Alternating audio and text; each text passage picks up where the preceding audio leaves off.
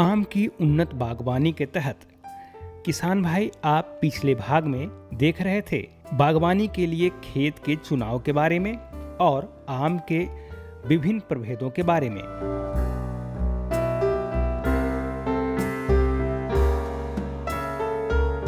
अब हम आगे की बात करते हैं। इस भाग में सबसे पहले हम बात करेंगे आम की वृक्ष कितनी दूरी पर लगाना उचित होता है। वृक्ष लगाने से पहले वैज्ञानिक के मुताबिक रेखांकन कर लेना फायदेमंद होता है। रेखांकन इसलिए ताकि आप कहां-कहां आम के वृक्ष लगाएंगे ये पहले से तय हो जाए। जानकारों के अनुसार रेखांकन के लिए सबसे उपयुक्त विधि वर्गाकार है। इसमें पौधों से पौधों की दूरी और कतार से कतार की दूरी दोनों बराबर होती है। इस तरह से आपके आम एक कतार में लगेंगे और आम के बढ़िया बागान निकल कर आएंगे। जिस बागों के लिए स्थान की चुनाव किए हैं उसकी रेखांकन, जिसको आप अंग्रेजी में लेआउट कहते हैं और हम लोग कहते हैं कि उसका आप रेखांकन कर लीजिए कि आपको किस विधि से पौधे को लगाना है। आजकल जो अमूमन साधारण सी विधि है वो विधि है कि आप बाग में जो उसकी अनुशंसित दूरी है प्रभेदों के लिए, उन प्रभेदों के लिए आप उस दूरी के अनुसार बाग में जो उस तरह की लाइन खींचकर और गड्ढे का आप सब जगह एक पैगिंग कर देते हैं, मतलब उससे मार्क कर देते हैं कि कहाँ कहाँ पर आपको गड्ढे बनाने हैं और इसके बाद आप उसकी खुदाई करते हैं। मैं इसमें थोड़ा सा और जोड़ना चाहता हूँ कि इसके लिए आप क्या करें। सबसे पहले तो ये है कि आपको रेखांकन के साथ पौधों के विन्यास की विधि भी आपको सोचनी होगी कि हमको किस तरह से सामान्य दूरी पर यदि पौधे लगाने हैं तो अच्छी बात है, नहीं तो आजकल क्या है कि जब तक पौधे बड़े नहीं हो जाते, 7-8 साल के नहीं हो जाते, तब तक पौधों का जो वानस्पतिक वृद्धि होती है वो इतनी अधिक नहीं होती है कि एक पौधा दूसरे से लगता हो। इसलिए आप कोशिश करें कि उसमें अधिक पौधों का समावेश कर सकें, क्योंकि ज़मीन आपकी उतनी ही है और उसमें ज़्यादा से ज़्यादा पौधे यदि लगा के आप उससे अधिक फ़ायदे ले सकते हैं तो वो आपके हित में होगा। और उसके लिए हम लोग 2-3 तरह की बात करते हैं। वो ये है कि आजकल हम लोग सघन बागवानी की बात कर रहे हैं। उस सघन बागवानी के बाद भी हम लोग ये कहते हैं कि साहब इसमें आप अल्ट्रा मतलब और भी अधिक सघन उसको कैसे की जाए उसके लिए ये करते हैं। अब तो आम में तो खैर ऐसी बात नहीं है, लेकिन सेब वगैरह में तो मिडो ऑर्चर्डिंग की भी बात करते हैं कि वहाँ पर उस तरह से खेती, अमरूद में मिडो ऑर्चर्डिंग हो रही है। तो हम आम के लिए ही आपसे सिर्फ मुखातिब हैं, आम के बारे में आपको जानकारी दे रहे हैं। और बाग लगाने की विधि अमूमन सब के लिए एक जैसी ही है, केवल पौधे बदल जाएंगे, प्रभेद बदल जाएंगे और आपका जो क्रॉप है, जैसे आम है तो वो कभी लीची हो सकता है, कभी अमरूद हो सकता है, कभी जामुन हो सकता है, कभी कटहल लगा सकते हैं। तो वो आपके ऊपर निर्भर करता है कि आप किसका बाग लगाएंगे। लेकिन आम के बागों के साथ ये है कि आप रेखांकन करें, और रेखांकन में एक विधि है वर्गाकार। वर्गाकार विधि में क्या है कि पौधों से पौधों की दूरी और कतार से कतार की दूरी दोनों समान होती है। और ये विधि हम लोग इसलिए अनुशंसित आपके लिए करते हैं कि इसमें आसानी से आप किसी भी तरह का कृषि कार्य आसानी पूर्वक कर सकते हैं, क्योंकि बाग लगाने के लिए आपने पौधे लगाए, लेकिन बाद में जब कृषि कार्य करने होंगे यदि दूसरे तरह की विधि आप अपनाते हैं तो वो उसमें थोड़ी जटिलता आ सकती है। लेकिन वर्गाकार विधि में कोई जटिलता नहीं आएगी और आपके पौधे बड़े ही अच्छे ढंग से और उसमें यदि स्थापित हो जाते हैं तो उस पौधे को आप देखेंगे कि एक लाइन पर आप कहीं पर भी खड़े हो जाएंगे तो आड़ी तिरछी सीधी जिधर से भी देखेंगे लगेगा कि पौधा एक दूसरे में छिपता चला जा रहा है। ये उसकी विशेषता है। और आप जब उसकी चौकीदारी करवाएंगे तो एक जगह कहीं पर भी आपका चौकीदार बैठा रहेगा, पूरे बागान की निगरानी एक जगह से बैठ के कर सकता है, जो दूसरी विधियों में उतनी संभव नहीं हो सकती है। इसलिए किसान भाइयों, आपके लिए उपयुक्त विधि वर्गाकार विधि है। और वर्गाकार विधि में सबसे पहले जो आप ज़मीन अपने लिए चुन रखें हैं उसमें चारों माथे की बंधाई आप करें। बंधाई क्या है कि आप रस्सी खींच के और उसमें आड़ी जो मतलब नीचे जो है नीचे की तरफ 3 मीटर और ऊपर की तरफ 2 मीटर का आप डिस्टेंस ले लें, दूरी ले लें और दोनों का त्रिभुज आप मिलाएं और थोड़ा सा आगे पीछे करके लाइन को आप ठीक कर दें। तो इसी तरह से चारों माथा आप बंधाई कर लें, तब होगा कि आपका बिल्कुल जो लाइन खींची जाएगी वो सीधी होगी।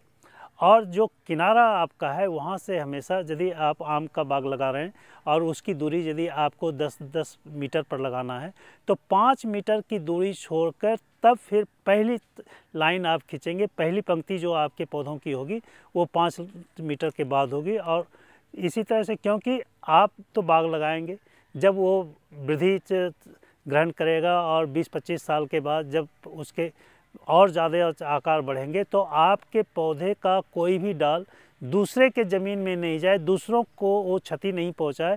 इसलिए अपनी व्यवस्था खुद करनी चाहिए और उसमें जो भी दूरी आपकी है उसकी आधी दूरी पौधों से पौधों की दूरी जो है उसको आप किनारे में छोड़ के तब आप पौधे की लाइन पंक्ति के लिए जो लाइन खींचें और वहाँ पर पौधे के लिए आप कोई भी जो भी आपकी व्यवस्था हो, चाहे आप बांस का छोटा छोटा टुकड़ा लेके उसको चिन्हित करें, कांटे से चिन्हित कर सकते हैं या कुदाल से उसको कोड़ के चिन्हित कर सकते हैं। तो किसान भाई, आपने जाना आम लगाने से पहले रेखांकन के महत्व के बारे में। इसके तहत आपने ये जान लिया कि आपको कतार से कतार की दूरी और पौधे से पौधे की दूरी कितनी रखनी चाहिए। चलिए अब आगे की बात करते हैं। रेखांकन करने के बाद चिन्हित जगह पर 1 मीटर व्यास का गड्ढा खोद लेना चाहिए। वैज्ञानिक बताते हैं कि खुदाई करते वक्त ऊपरी मिट्टी यानी 10 से 15 इंच तक की गहरी मिट्टी को अलग रख लेना चाहिए। इस मिट्टी का उपयोग गड्ढे की भराई में लाते हैं क्योंकि मिट्टी में पाए जाने वाली उर्वरा शक्ति ऊपरी भाग में ही पाए जाते हैं। विशेषज्ञों के मुताबिक गड्ढे की खुदाई अप्रैल महीने में ही कर लेना चाहिए और उस गड्ढे को 15 से 20 दिन तक खुला ही रहने देना चाहिए, जिससे कि उसमें मौजूद कीट नष्ट हो जाएं। आइए इस पहलू को हम विस्तार से जानते हैं अपने वैज्ञानिक महोदय से। जब आपने रेखांकन कर लिया है, आपने ये मार्क कर लिया कि कहाँ पर कितने पौधे हमें लगाने हैं और अब गड्ढों की खुदाई करनी है। तो गड्ढों की खुदाई जो करनी है तो उसमें आपको 1 मीटर से कम की खुदाई नहीं करनी है। और 1 मीटर की जब खुदाई आप करेंगे तो उसका आप आधे मीटर का व्यास ले लीजिए। आधे मीटर वो जो आपने जहाँ पर भी उसको चिन्हित किया है उसके बीच में लेके और बाहर की तरफ आधा मीटर तक आप ये करें। वो माथे वाली कांटी ले लें और उसमें डोरी बांध लें आधे मीटर की और उसको चारों तरफ घुमा लें तो वो 1 मीटर की व्यास वाले गड्ढे की जो ये है रेखा वो तैयार हो जाएगी और उसकी खुदाई करें। उसमें खुदाई करते समय 10 से 15 इंच तक आप जो मिट्टी है उस मिट्टी को अलग रख लें और उसको अलग रख के फिर नीचे की मिट्टी को आप अलग रखें और अलग रखने के बाद ये ऊपर की जो मिट्टी है इसको हम ऊपरी मिट्टी कहते हैं, जिसको अंग्रेजी में टॉप सॉइल कहते हैं। इसी में उर्वरा शक्ति होती है और इस उर्वरा शक्ति वाली मिट्टी का उपयोग हमको गड्ढे की भराई में करना है। इसलिए आप उसको बिल्कुल अलग रखें और भीतर वाली मिट्टी को आप अलग रखेंगे।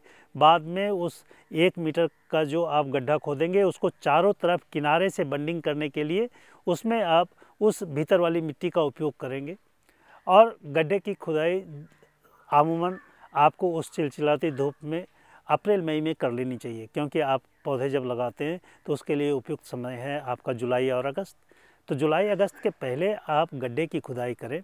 यदि आप समय नहीं पा सके और आपको बाग लगाना ही लगाना है, कहीं से आपको पौधे मिल गए हैं जिसका कि आप रेखांकन करके बाग लगाना चाहते हैं, तो ऐसे परिस्थिति में भी किसान भाई आप तुरंत गड्ढे की खुदाई करके और ये कर सकते हैं। उस समय में ध्यान देना है कि मिट्टी थोड़ी सी रूखी हो।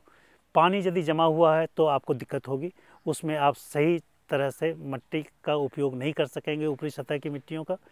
तो आप कोशिश करें कि जुलाई अगस्त में जब पौधे को लगाना है तो अप्रैल मई में ही गड्ढे को खोद लें और उसको खुला 15-20 दिनों तक छोड़ दें। 15-20 दिनों तक छोड़ने का उद्देश्य सिर्फ इतना है कि उसमें बहुत ही संभावना है कि बहुत तरह के कीड़े उसमें होंगे, उसके अंडे हो सकते हैं, उसका लार्वा हो सकता है, तो उसको खुला रखेंगे तो उस धूप में ऐसे ही वो ख़त्म हो जाएगा, या फिर वो धूप के बाद उसमें चिड़िया चुनमुन भी उसको चुग के ले जा सकती है, और जब वो खुला रह जाएगा तो बहुत संभव है कि वहाँ से उसका दूसरे जगह पलायन हो जाएगा और वहाँ पर आपके गड्ढे में किसी भी तरह का कीट के लार्वा, अंडे और उसके कोई अवशेष नहीं रह जाएंगे।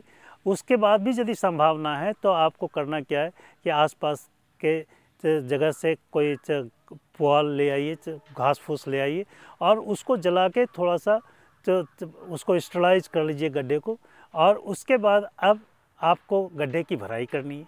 तो भराई करने के समय में आपने पहले से जो मिट्टी रखी है, ऊपरी वाली मिट्टी, उस ऊपरी मिट्टी को खूब अच्छी तरह से गुड़ाई कर लें। उसमें जितने भी कंकड़ पत्थर हों या और भी कोई चीज़ हो उसको निकाल दें, मिट्टी बिल्कुल साफ़ सुथरा हो। आम की रोपाई के लिए गड्ढे कैसे तैयार करें, इसके बारे में जाना आपने। आइए अब बात करते हैं खाद और उर्वरकों के व्यवहार के बारे में।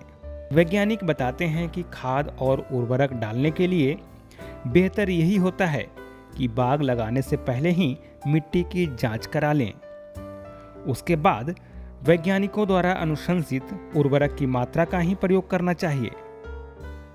और एक गड्ढे में उस मिट्टी के अलावा कम से कम 10 किलो आप वर्मी कंपोस्ट, यदि संभव हो सके तो वर्मी कंपोस्ट, या नहीं तो 25-30 किलो गोबर की सड़ी हुई खाद, उसको आप देख लेंगे कि वो सड़े हुए खाद में किसी तरह का कोई ज़्यादा जीवाणु तो नहीं है, या फिर उस सड़े हुए खाद को आप ले आएँ और उसको देखें कि वो सूखी हुई नहीं हो, उसमें थोड़ी सी नमी हो। हाथ में छूने से आपके हाथ में यदि उस खाद का ढेला जैसा बन जाता है, इसका मतलब उसमें नमी है और उसमें आपको ज़्यादा पानी की आवश्यकता नहीं होगी।